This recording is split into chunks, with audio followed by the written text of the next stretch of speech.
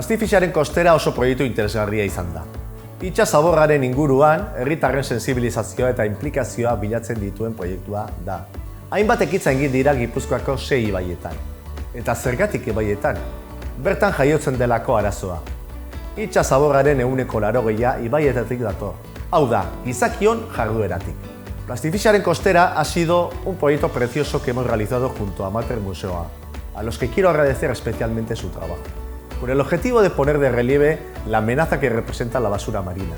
El proyecto ha consistido en numerosas actividades, sobre todo limpieza de ríos y también acciones de educación y sensibilización.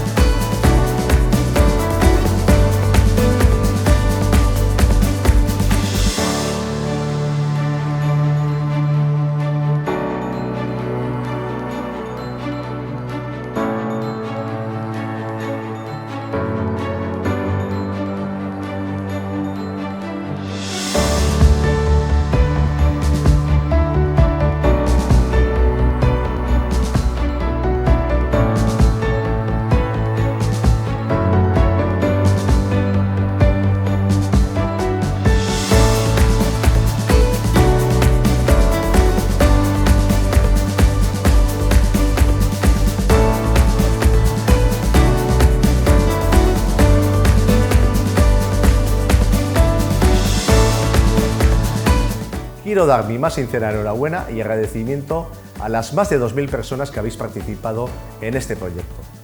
Benetan, mila esker guztioi.